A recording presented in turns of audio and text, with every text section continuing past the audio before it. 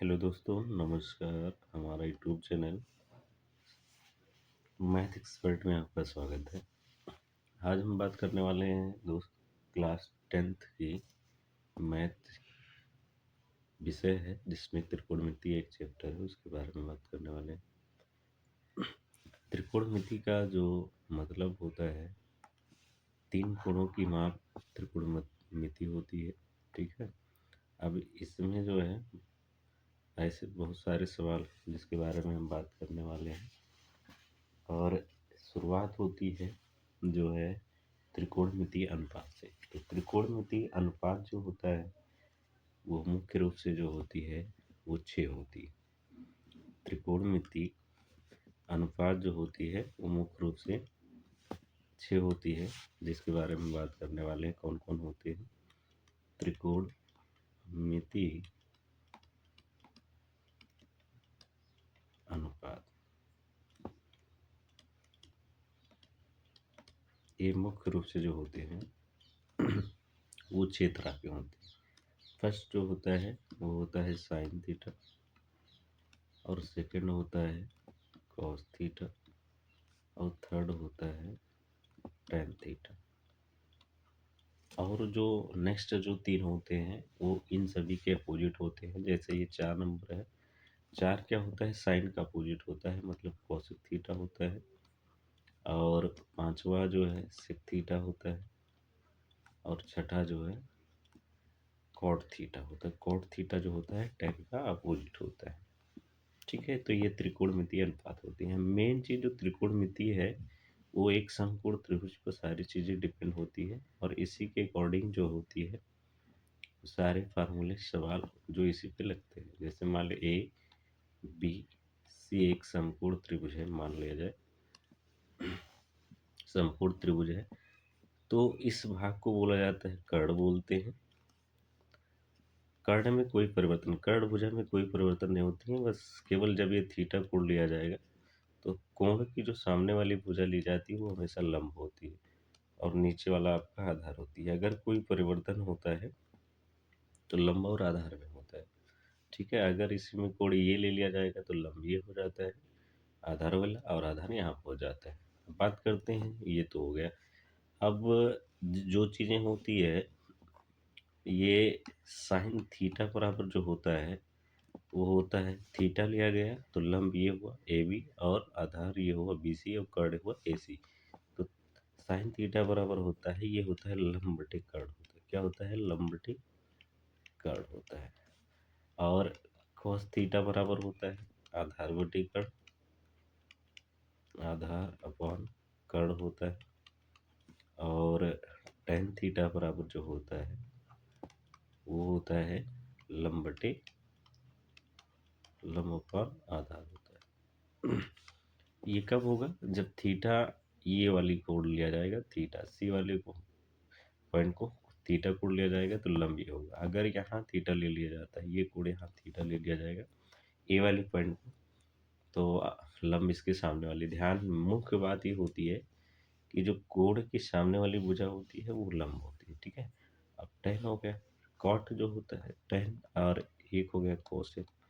Cosec just इसी का opposite होता है किसका, साइन का। तो कॉट अपॉन ये हो जाता है लंब।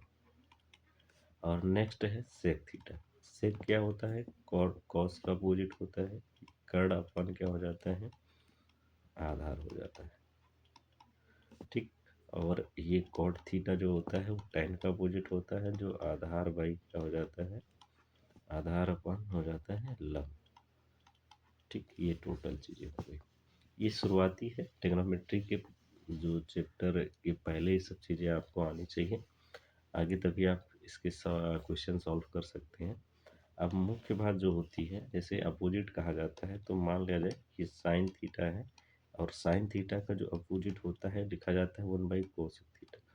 या लिख सकते हो कोसिक थीटा बराबर 1 बाई साइन थीटा लिख सकते हो, ऐसे इस तरह होता है। अब मान लिया कॉस थीटा हो गया, कॉस थीटा होता है 1 बाई सेक थीटा लिख सकते हो। और अगर यही चीज़ सेक थीटा बराबर निकालना चाहते हो तो 1 बाई हो जाता है कॉस थीटा। ठीक। अगर मान लिया टेन थीटा बराबर लिखते हो तो टेन थीटा बराबर होता है 1 बाई कॉट थीटा होगा। और cot theta is equal to आप लिखना चाहोगे तो 1/tan थीटा हो जाता है ये। और एक बात, मुख्य बात जो होती है याद रखना जरूरी है,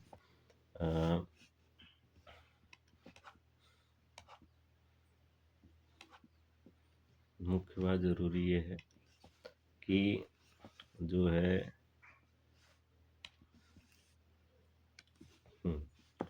जैसे ये होता है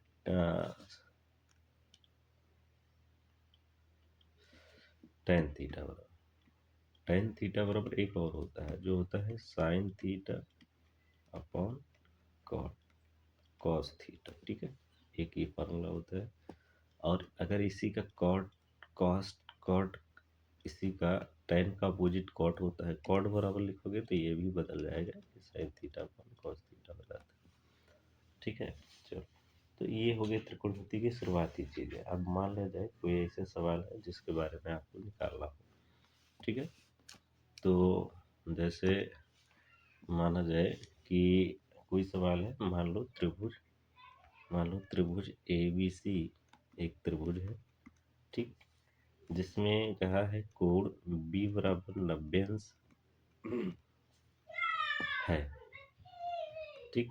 यदि यदि ए बी बराबर 5 सेंटीमीटर और बी सी बराबर, इसने बताया बी सी बराबर कह दिया कि जो है 12 सेंटीमीटर, और बता दिया है तो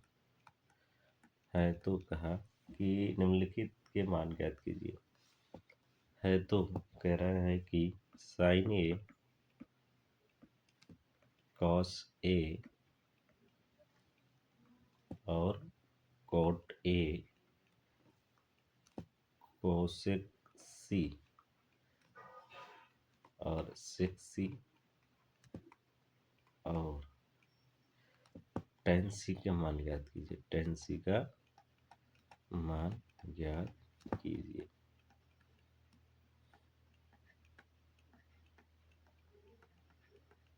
मान लो ये सवाल है, ये क्वेश्चन है, ठीक।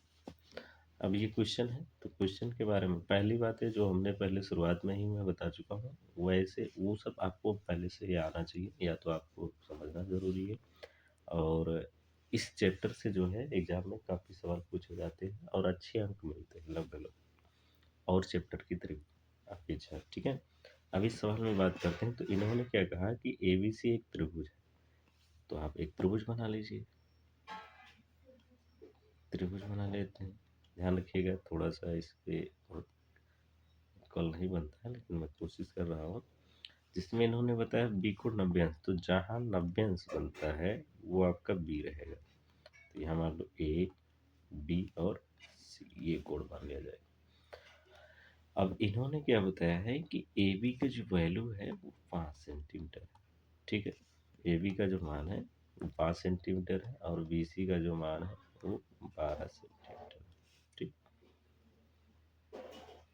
तो इसमें एक भुजा की वैल्यू नहीं बताया है, तो इसको निकालने के लिए सबसे आसान तरीका है, जब त्रिभुज के दो भुजाओं का मान पता हो तो एक होता है पाइथागोरस प्रमेय, ठीक है। क्या होता है? पाइथागोरस प्रमेय। तो आप लिखते हो त्रिभुज ए बी सी में, त्रिभुज ए बी सी में कोण जब भी कोण 90 डिग्री होता है, क्योंकि जो पाइथागोरस प्रमेय है वो केवल केवल समकोण में काम करता है, समकोण त्रिभुज में कार्य करता है, ठीक है। और इन्होंने जो बताया, जैसे ये कर्णभुजा होती है, ये कर्णभुजा है, ये लंब भुजा है, ये आधार भुजा है, जब हम इसको थीटा कोण मान लेते हैं ए को, ठीक है। तो हम क्या करते हैं, यहाँ पाइथागोरस प्रमेय लगाते हैं। पाइथागोरस प्रमेय जो होता है,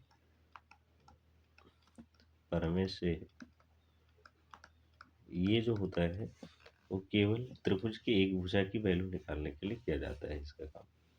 जैसे मान लो ये 3 भुजाएं हैं, 3 भुजाओं में कोई 2 भुजा की वैल्यू दे रखा है इन्होंने, तो आपके एक भुजा की कोई वैल्यू निकाल सकते हो। तो ये एक फार्मूला होता है, ये क्या होता है, कर्ण का स्क्वायर बराबर लंब का स्क्वायर प्लस आधार का स्क्वायर।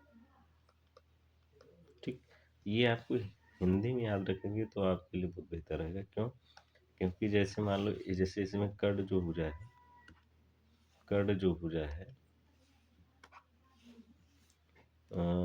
ये जो कर्ण भुजा है AC है, तो आप लिख सकते हो AC का स्क्वायर। क्या लिख सकते हो? AC का स्क्वायर। और लंब भुजा क्या है? BC है, तो BC का स्क्वायर। ये इसके सामने वाली भुजा लंब ये है तो BC हुआ। और आधार क्या हुआ? AB, तो AB का स्क्वायर। एक बात ध्यान रखना ये जरूरी है कि आप हिंदी में याद रखेंगे तो बहुत अच्छा रहेगा, क्योंकि A और B है उसी ये जो है कोड़ों के नाम बदलते रहते हैं। आप अगर मान लिया कहीं यहाँ A लिख दिए, B यहाँ लिखे, C लिखे तो थोड़ा सा परिवर्तन हो सकता है। ठीक है, या B आपको यहाँ बता दिया, कहीं कह दिया कि इससे जो समकोण बन रहा है उसी कोण है, तब आपके लिए प्रॉब्लम हो सकती है। इसी प्रकार तो आपको कर्ण भुजा का मान निकालना है तो AC स्क्वायर का मान निकालना है, क्योंकि यही की वैल्यू आपको निकालनी पड़ेगी। तो BC की जो वैल्यू दिया है, इन्होंने BC का जो मान दिया है वो 12 सेंटीमीटर दिया है। और यहाँ पे ये चीज़ है। ठीक, और AB का जो मान दिया है 5 सेंटीमीटर दिया है। ठीक, तो BC का मान 12 है तो 12 का स्क्वायर हो जाएगा, और ये 5 है तो 5 का स्क्वायर हो जाएगा। यहाँ से AC स्क्वायर इक्वल टू 12 का जो वर्ग होता है 144 होता है, और इसका होगा 25। AC स्क्वायर हो गया, इन दोनों को जब ऐड करेंगे तो 1969 हो जाएगा, 169। और जब 169 का जो वर्गमूल निकाला जाएगा वो आपका हो जाएगा 13। तो AC बराबर कितना हो जाएगा? 13 सेंटीमीटर। आपने तीसरी भुजा की जो वैल्यू निकाली वो आपका इसकी जो वैल्यू होगी वो 13 सेंटीमीटर। अब जब त्रिभुज की तीनों भुजाओं का मान पता चल गया तो आप एक एक करके जो है निकाल सकते हैं। जैसे मान लिया जाए, जैसे इन्होंने पहले क्या बताया? Sine theta. तो आपको पता होनी चाहिए कि साइन A पूछा है तो कोण A माना गया, ये तो लंब ये हुआ, आधार ये हुआ। ठीक, कर्ण ये हुआ, तो साइन A बराबर होता है लंब बटे कर्ण। तो लंब यहाँ पे क्या हुआ? BC हुआ, और कर्ण क्या हुआ आपका AC। तो BC का मान 12 है और AC का मान 13 है, तो ये साइन निकल गया। इसी प्रकार कर लेते हैं cos A। तो cos A बराबर होता है आधार अपॉन कर्ण। A लिया गया तो लंब ये हुआ, आधार ये हुआ, तो ये हुआ AB अपॉन AC। तो AB का मान 5 है और AC का मान 13 मतलब 13 है। फिर निकालने के लिए क्या होता है? कॉट निकाल लिएगा। चलो भाई कॉट निकाल लेते हैं। तो ये हो गया कॉट A। कॉट A कहा है तो वही चीज़ जैसे इसका निकला, तो कॉट बराबर होता है tan बराबर होता है लंब बटे लंब अपॉन आधार। तो आधार बटे लंब कर सकते हो। तो आधार क्या है? AB है, और लंब क्या है? BC है। तो AB का मान 5 है और इसका मान 12 है। ठीक, अब इन्होंने कहा कोसेक। कोसेक C का मान। अब C जब कहा तो कोण ये माना गया। जब कोण ये लिया गया तो इसके लिए लंब ये हो जाता है, आधार ये हो जाता है। ठीक है, तो लंब मतलब क्या हो जाएगा? AB हो जाएगा। और सॉरी भाई, जो कोसेक बराबर होता है वो कर्ण बटे लंब होता है। तो कर्ण की AC है और लंब यहाँ क्या हो जाएगा? AB हो जाएगा। AC का मान 13 है और इसका मान 5 है। इसी प्रकार सेक C का मान इन्होंने बताया, तो सेक C जो होता है वो कास का अपोजिट होता है, पर यहाँ C लिया है तो लंब ये हुआ, आधार ये हुआ। ठीक, तो आधार कोसेक सेक बराबर होता है कर्ण बटे आधार होता है। कर्ण AC हो गया, आधार हो गया आपका BC। AC का मान 13 है, इसका मान 12। अब लास्ट में कहा है tan C की वैल्यू निकाल ली, तो लंब ये हुआ, आधार ये हुआ, तो लंब AC हुआ, आधार BC हो गया, AC का मान 5 है।